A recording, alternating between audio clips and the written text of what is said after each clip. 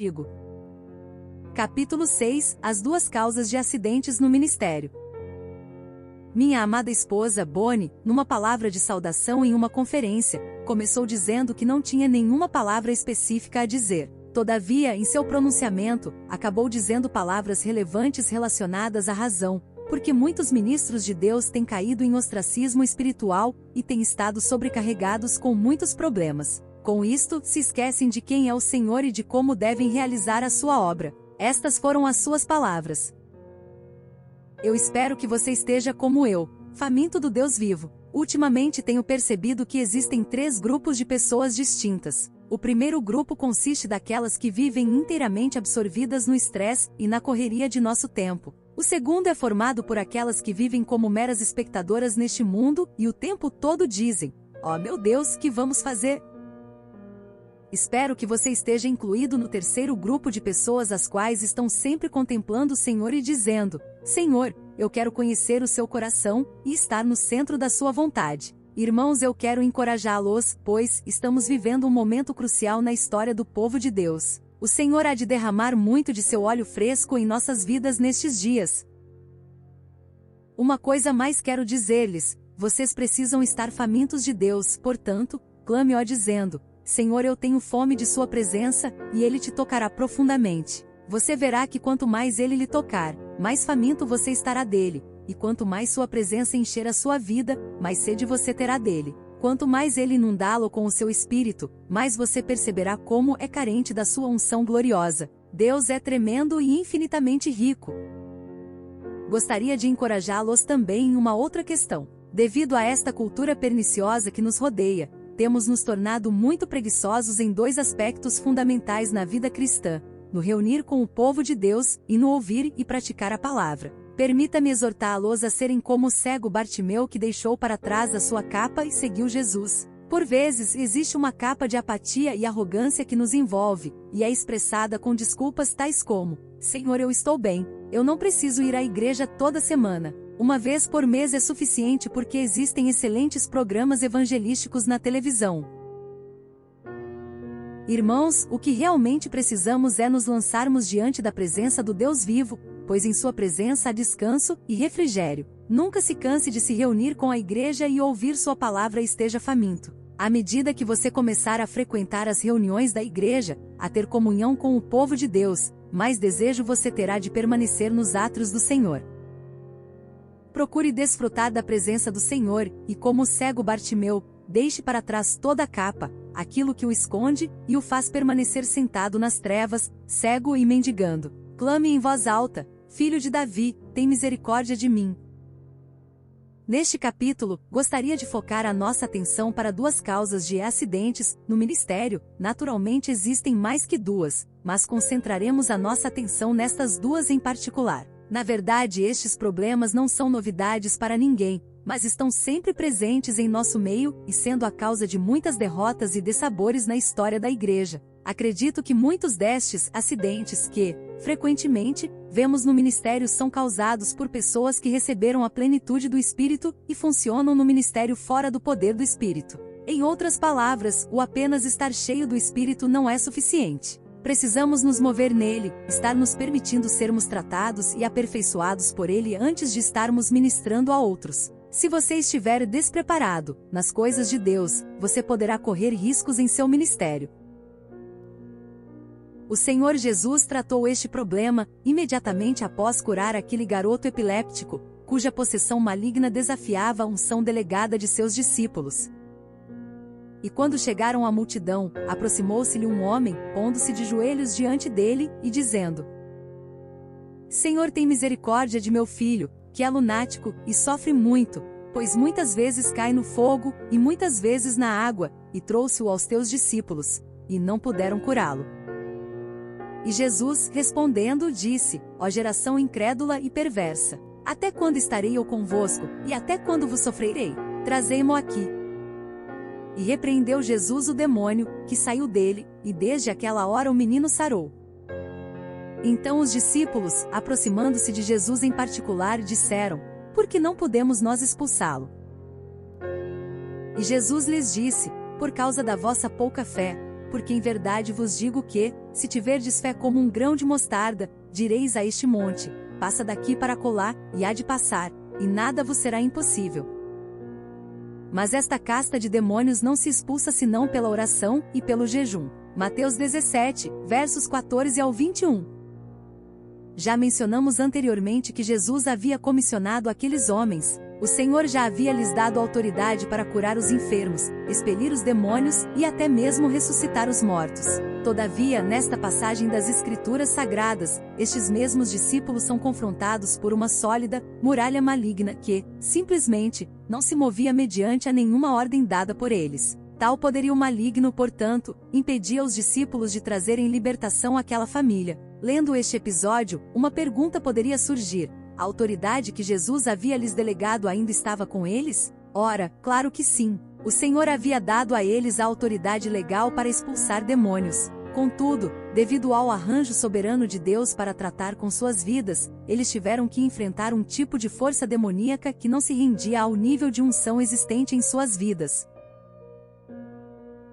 Como resultado desta derrota pública que foram expostos no confronto com aquele demônio, eles tiveram grande reprovação em suas vidas. Acredito que muitos deles devem ter entrado em crise consigo mesmos e podemos imaginar quais foram os questionamentos de seus corações. Será que fomos desqualificados para o ministério que o Senhor nos confiou? Será que seremos dispensados? Ora, uma vez expelido aquele demônio, o Senhor amoroso os chamou em um lugar privado e apontou-lhes duas questões problemáticas em suas vidas.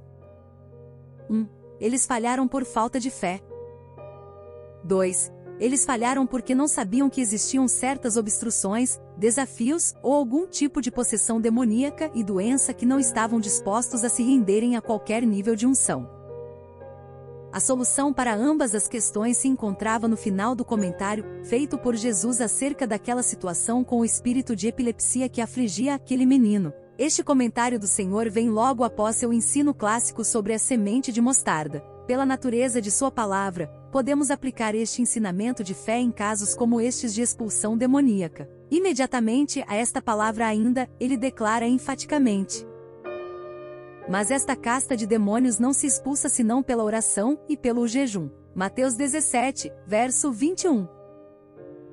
Irmãos, estejam certos de uma coisa: a menos que sejamos capazes de combinar a nossa oração com o jejum, certas vitórias nunca serão alcançadas em nossas vidas ou na vida daqueles que amamos. Um fato não podemos negar: temos ouvido falar muito acerca de oração nestes últimos anos, e as estantes das livrarias evangélicas ao redor do mundo estão abarrotadas de livros sobre este tema. Porém, infelizmente, existe muito pouca proclamação ou divulgação sobre este precioso assunto do jejum. Em outras palavras, muito poucas pessoas o têm praticado e gerado frutos em suas vidas através dele.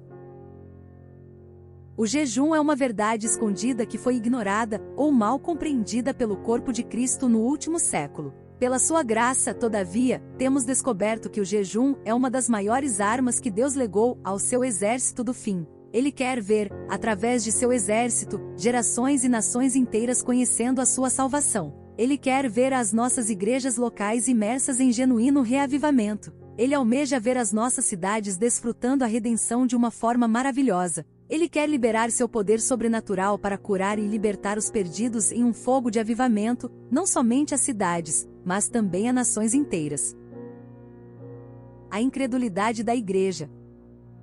Um dos principais problemas da igreja nestes dias é o pecado de incredulidade. Dúvidas e incredulidade são o oposto de fé. A palavra de Deus nos adverte que, sem fé, é impossível agradar a Deus. Muitas congregações na América do Norte adotaram uma forma piedosa de viver, mas desconheceram a efetividade do poder de tal estilo de vida. Muitos aspectos do tão conhecido movimento de fé, acontecido há alguns anos atrás neste país, foram muito bons e saudáveis para nossa anêmica igreja, mas, em contrapartida, muitos excessos e motivações erradas foram identificados. A verdade é que precisamos possuir a realidade íntima de uma fé genuína, e não uma forma exterior porque, afinal de contas, somos chamados para ser um povo de fé. Precisamos ter a nossa fé mesclada com a nossa obra. Tudo neste mundo, e no porvir é medido pelos frutos que somos capazes de gerar. O que temos feito para cumprir a nossa jornada em seguir a Jesus e realizar as suas obras? Onde temos errado e onde temos acertado em nossas vidas e ministérios? Qual é o bom fruto que temos gerado? Que tipo de água tem jorrado de nossas fontes? Sem dúvida, temos tido como igreja uma boa medida de progresso, embora estejamos longe daquela dimensão para a qual o Senhor nos tem chamado. Ao analisarmos o progresso da igreja em nossos dias, veremos que muito do progresso alcançado na propagação do Evangelho procede do trabalho nos séculos anteriores ao nosso. Através de ministérios de homens como Martim Lutero, os irmãos moravianos, John Wesley, George Whitefield, D.L. Moody e outros que tiveram, na prática do jejum e da oração, a chave para a riqueza e abundância em suas vidas e ministérios. Acredito que, nestes dias, Deus está contemplando o que acontece quando esperamos apenas pela fidelidade de alguns em realizar a sua obra. O desejo do Senhor é ver a sua igreja se levantar como um todo, um corpo completo em seu resplendor e glória. Em outras palavras, o seu desejo é ter para sempre a sua noiva imaculada, sem ruga e sem mancha. A triste realidade é que a igreja tem sobrevivido sem o poder de um viver pleno de vitória e liberdade, embora tenhamos à nossa disposição o nome e a autoridade do Filho de Deus. Não é isto muito estranho? Sofremos dos mesmos problemas que neutralizaram os primeiros discípulos de Jesus. O que me alegra muito o coração é saber que Jesus é o mesmo, é que a situação caótica em que atravessamos nestes dias não é problema para Ele. Ora, é tremendo saber que Ele tem o tempo em suas mãos e é conhecedor do amanhã, e que Ele deu à igreja uma promessa concernente ao último grande sinal de sua vinda no Evangelho de Mateus. E este Evangelho do Reino será pregado em todo o mundo, em testemunho, a todas as gentes, e então virá o fim. Mateus 24, verso 14.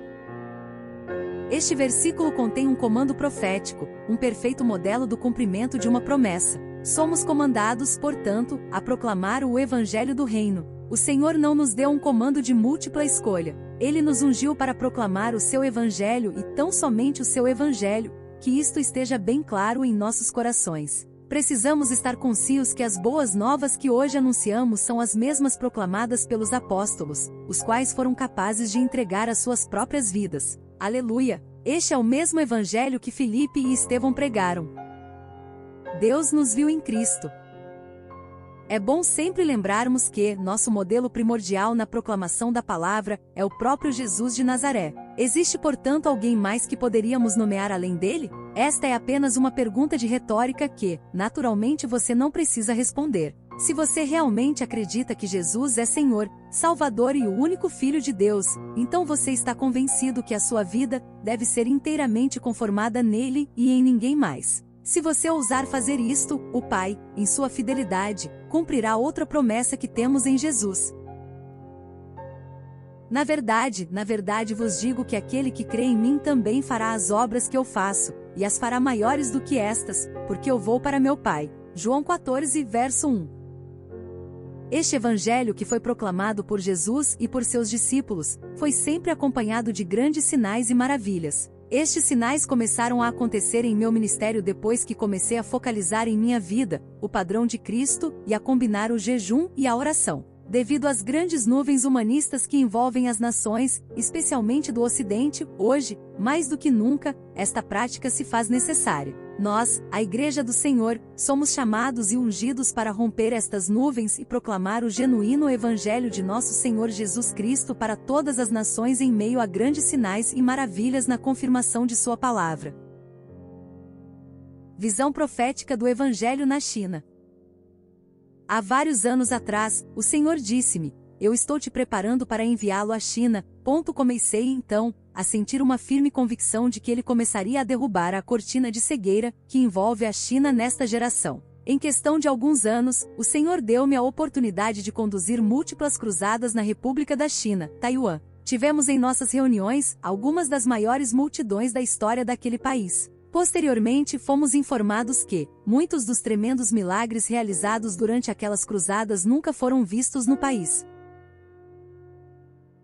Aquelas cruzadas foram, especialmente, muito difíceis de conduzir devido à grande oposição espiritual que enfrentamos. Provavelmente tal oposição maligna se deva ao fato de aquela ser uma das primeiras cruzadas realizada naquele país. Tínhamos certeza que a batalha que enfrentávamos era contra demônios e potestades que tinham sido adorados de gerações em gerações naquela cultura milenar. O que fazer quando tamanha força das trevas nos oprimia e parecia nos dizer: nós possuímos este território. Quem são vocês? Bom, a única coisa a fazer era proclamar o evangelho do reino com poder e autoridade.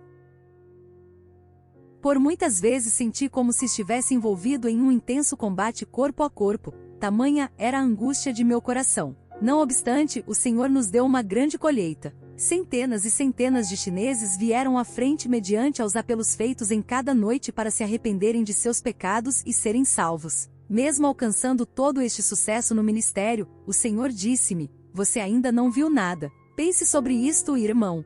O que acontece quando você injeta o poder de transformação de vida deste evangelho em uma nação de 1,2 bilhões de pessoas ainda não evangelizadas?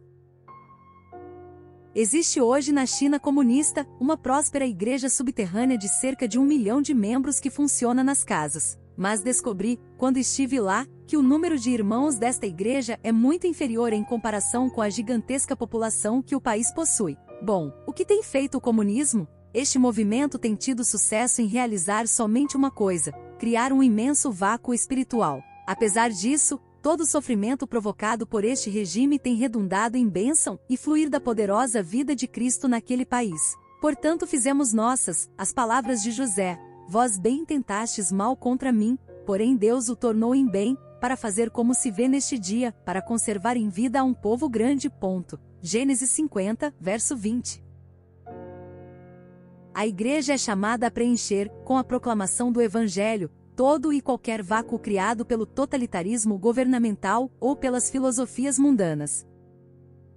Não existe nenhuma possibilidade de você ou eu cumprir o nosso divino chamamento sem contarmos com o poder de Deus. Quando estamos ministrando em um lugar onde toda a atmosfera espiritual está impregnada com poderes demoníacos, não podemos simplesmente chegar diante das pessoas e perguntarmos: vocês já conhecem as 4 leis espirituais? Eu realmente aprecio a instrumentalidade das 4 leis espirituais, e, sem dúvida, elas funcionam em algumas situações. Todavia, no trabalho de arrombar as portas do inferno, você precisa do poder de Deus demonstrado em sinais e maravilhas que seguem a sua pregação da palavra de Deus. Este tem sido o método preferido de Deus de evangelismo desde o dia de Pentecostes, há 2000 anos atrás, e a ênfase evangelística nos maiores reavivamentos, renovações e despertamentos espirituais por toda a história da Igreja. Agora tenho que dizer-lhes algo bem específico da parte do Espírito Santo de Deus. O Senhor está preparando você para participar ativamente nesta grande colheita dos últimos dias. Sim, o Senhor te tem preparado diligentemente. Os membros de sua igreja local são também chamados para se envolverem ativamente no grande reavivamento e proclamação do Evangelho que está para acontecer nestes dias. A escolha é sua para dizer sim ou não para ele.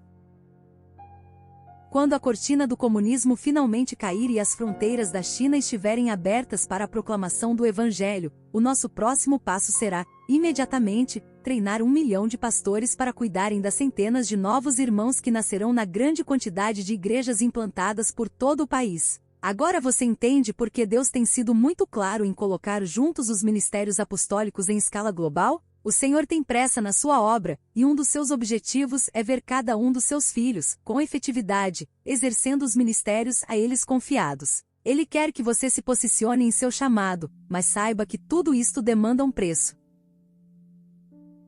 Uma outra maneira na qual os evangelistas do primeiro século diferenciam em muito dos modernos, é que eles nunca atuavam sozinhos. Nestes dias, Deus está criando a mesma atmosfera de relacionamentos entre ministérios que, sem dúvida, foi uma das chaves da igreja primitiva para difundir o evangelho por todo o mundo conhecido daquela época em uma geração. Eu creio que, pela graça de Deus, posso fazer certas coisas bem. Ele tem me confiado o tipo de ministério para arrombar as portas do inferno em algumas cidades e nações através de sinais e maravilhas. Mas quem sou eu? Apenas um servo que Deus levantou, ungiu e ordenou para cruzadas em massa. A minha tarefa é alcançar os perdidos e plantar igrejas, porém o Senhor não me incumbiu de pastorear estas igrejas ou discipular as centenas de milhares de novos convertidos.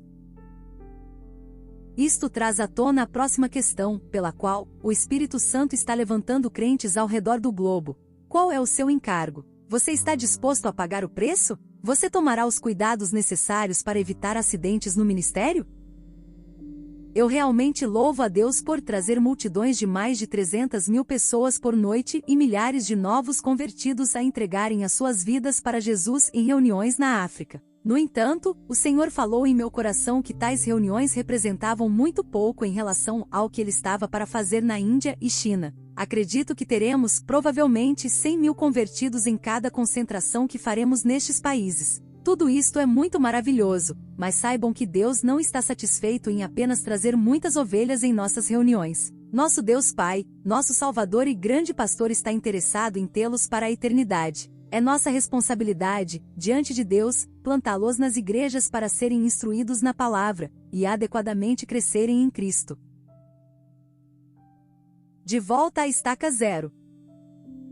Permita-me retornar ao sublime tema do Senhor neste livro. Uma das coisas que Deus está fazendo em nossa preparação para o grande avivamento neste tempo do fim, é transformar homens e mulheres dispostos a pagarem o preço em ter uma vida de jejum e oração. Precisamos começar a usar esta arma da grande colheita, se, de fato, queremos a vitória de Cristo em nossas vidas e familiares, igrejas e até mesmo em nossa nação. Jesus disse: mas esta casta de demônios, opressão maligna, obstáculos e controle diabólico, não se expulsa senão por meio de oração e jejum. Mateus 17, verso 21, parênteses acrescentados pelo autor.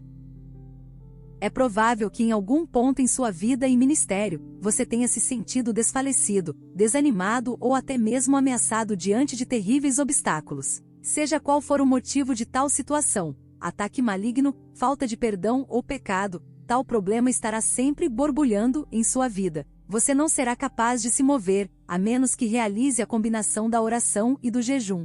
Eu tenho aprendido que, quando fazemos isto em momentos ferrenhos de ataques de nosso inimigo, é como se jogássemos uma bomba nuclear em seu arsenal espiritual. Imagine que você esteja usando granadas de oração para destruir maciças montanhas de incredulidade, obstáculos ou obstruções demoníacas em sua vida e ministério. Ao combinar as suas orações com o jejum, você lançará uma bomba de hidrogênio na montanha que está bloqueando o ministério que o Senhor lhe tem concedido. Eu não estou falando de uma ligeira mudança que esta combinação realiza. Pelo contrário, o jejum auxiliará na intensidade e efetividade de suas orações. É por isto que precisamos conhecer o poder secreto do jejum e da oração tão enfatizado pelo Senhor nestes dias, e uma crucial ferramenta na proclamação do Evangelho às nações.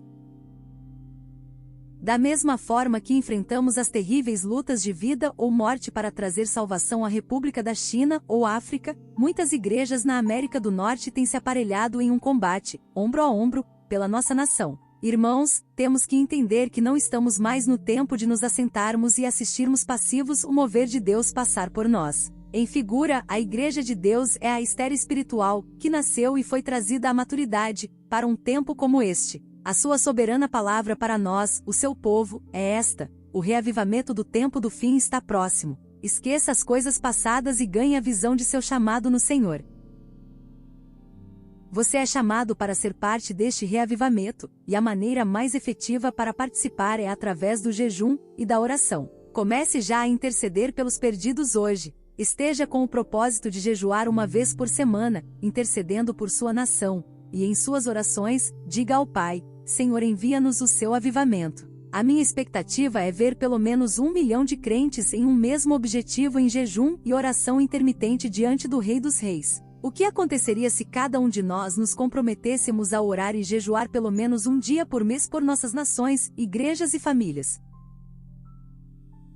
O desejo do Senhor é que sejamos liberados no poder do Espírito. Todavia, isto somente acontecerá quando estivermos, continuamente, dizendo sim ao mover do Espírito de Deus. O Senhor quer tratar conosco, e o seu tratamento começa bem no íntimo de nosso ser. Glória a Deus! É através deste processo que Ele remove dúvidas, incredulidade de nossos corações e traz purificação através do fluir de seu Espírito vivificante que nos convence e nos cura. Podemos estar certos que na sua presença há gozo e paz e que o caminho mais seguro para a pureza e santidade diante dele é encontrado na combinação constante da oração e do jejum.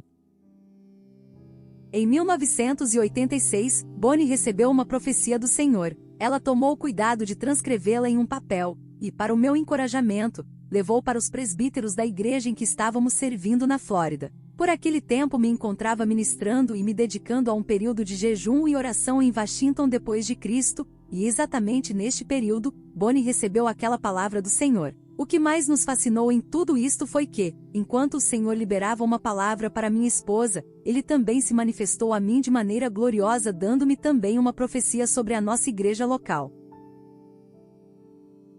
Em meu retorno para casa, comparei as anotações e descobrimos que o Senhor nos tinha dado a mesma palavra. Ele nos disse a ambos que queria que a nossa igreja local observasse um jejum de 21 dias. Eu, porém, recebi uma palavra adicional que nos instruía a estarmos juntos, como corpo, das 5 às 7 horas manhã durante todos estes dias. Ele me disse ainda: se vocês não fizerem isto, a minha presença sairá do vosso meio e vocês nem darão conta disto. Eu já testemunhei muitas situações nas quais a presença do Senhor tinha deixado uma congregação, e embora a vida do Senhor não mais se fazia presente, o povo ainda insistia em sua obra pessoal. Confesso que, como congregação, estávamos prestes a isto. Todos os presbíteros examinaram, cuidadosamente, as anotações da palavra recebida por Bonnie e concordaram que aquela palavra profética era verdadeira, e posteriormente foi confirmado com a palavra que eu também havia recebido do Senhor. Subsequentemente, convocamos toda a igreja para observar 21 dias de jejum, e expressamente solicitei a todos para nos encontrarmos pelas manhãs, para oração em conjunto. Logo no início daquele jejum coletivo, tanto eu, quanto o irmão Derek Prince, que também fazia parte daquele presbitério, tínhamos compromisso para ministrar fora de nossa cidade. Embora não estivéssemos presentes, a igreja tinha a direção de começar o jejum na segunda-feira seguinte. No primeiro dia, um total de 5 pessoas, dos 600 membros de nossa congregação, apareceu para o período matutino de oração. No dia seguinte, apenas 2. Um destes 2 que estiveram presentes no segundo dia era um homem com um carisma profético bem acentuado. Ele sempre viajava comigo quando ministrava na África. Este homem começou a chorar naquela manhã quando o Espírito de Deus veio sobre a sua vida, e em meio a lágrimas ele entregou a seguinte palavra à igreja na reunião da quarta-feira: o Senhor em nossa oração matutina me disse: eu estou aqui, onde está o meu povo? Naquela mesma noite voei de volta, mas não soube o que tinha acontecido durante aqueles 3 dias. Depois que este homem falou à igreja, o Espírito do Senhor começou a incomodar as pessoas, iniciando pelas crianças. Percebi que algo excepcional acontecia quando a minha filha Sara, de apenas 4 anos, veio ao meu quarto às 4 horas da manhã e sacudiu-me o ombro dizendo: papai, acorda, está na hora de irmos para a igreja. Posteriormente descobrimos que muitos pais na igreja foram acordados por seus filhos. Bonnie relatou-me que no dia anterior à minha chegada ela fora despertada com um grande barulho na porta às 4 horas da manhã. Ela acordou e, ao atender a porta, não encontrou ninguém. Pegou então as crianças e foi para o prédio da igreja e ao abrir a porta, a glória do Senhor era tão forte que ali mesmo ela caiu ao chão. Após a maioria dos irmãos da igreja serem despertados pelos seus próprios filhos, 150 pessoas estiveram na reunião de oração pela manhã, e no dia seguinte o número aumentou para 200. Começamos, gradativamente, a nos submergir no espírito de avivamento e como era maravilhoso ver os irmãos se quebrantando diante de Deus. Muitos começaram a se arrepender de pecados. Homens tidos como exemplo de santidade começaram a chorar incontrolavelmente e a se arrepender de seus compulsivos envolvimentos com o vício de pornografia. Uma das excepcionais características desta visitação era um sentimento forte da presença do Senhor pairando em nossas vidas. Tudo o que podíamos fazer era chorar em um tipo de santo terror, diante de sua presença tão poderosa naquele lugar. Naquelas reuniões eu não queria nem mesmo levantar a minha cabeça por causa de tão forte sensação da sua presença que nos constrangia. Estávamos desfrutando um genuíno avivamento e isto aconteceu no início do ano de 1986. Derek Prince compartilhou que em seus 40 anos de ministério, até então, ele nunca havia experimentado um nível tão tangível da unção de Deus. Se esta experiência em nossa igreja local foi tão forte, então, Porque este mover não foi ouvido pelas igrejas por todo o mundo, como se ouviu muito acerca da grande visitação do Senhor em Toronto, Ontário e Pensacola, Flórida em 1990? A resposta é simples: não soubemos ser mordomos e cultivar a poderosa presença do Senhor em nossas vidas no dia a dia. O Espírito Santo não perguntou: como posso vir até vocês? Ele, tão somente em sua soberania, escolheu se revelar como espírito de arrependimento a seu povo. Infelizmente, não entendemos que arrependimento é uma palavra de bênção. A única razão que nos faz capazes de arrepender genuinamente diante de Deus é, tão somente, a ação do Espírito Santo que nos dá a sua graça para fazê-lo. Semana após semana, o Espírito de Deus se movia poderosamente em nós, e, através de sua tremenda glória que nos envolvia, ele conduzia a cada um de seu povo a se prostrar em arrependimento. Enquanto isso, não compreendendo o mover de Deus, começaram a se sentir desconfortáveis com tudo aquilo. Eles eram, e ainda são, irmãos maravilhosos e verdadeiramente amam o Senhor. Porém, começaram a sentir desconforto com a maneira que o Espírito se movia, e inadvertidamente, decidiram que já era hora de mudar o mover. O problema era que o Espírito de Deus não queria mudar. Eles disseram: a igreja já se arrependeu o suficiente, vamos agora louvar e exaltar o Senhor em cânticos de adoração. Em outras palavras, deixamos de estar sob a direção do Espírito, quando o desejo do Senhor era realizar uma profunda obra de arrependimento em nossas vidas ou talvez, quem sabe, na nação inteira. Sempre tendemos a pensar que Deus deveria estar satisfeito com o nosso arrependimento e obediência em uma área particular, quando seu alvo não é este. Às vezes ele está satisfeito conosco em nosso arrependimento no dia 2, e ele quer trabalhar arrependimento em nossas famílias, igrejas, cidades ou nações, do dia 3 até o dia 21. Então nos tornamos impacientes. Começamos a desejar uma festa de celebração, quando não existe ainda nada para se celebrar. Deixamos o lugar da graça de Deus e nos movemos para o prazer de nossa alma. Como abandonamos a direção do Senhor, lentamente o poderoso mover de sua presença e unção começou a se desvanecer.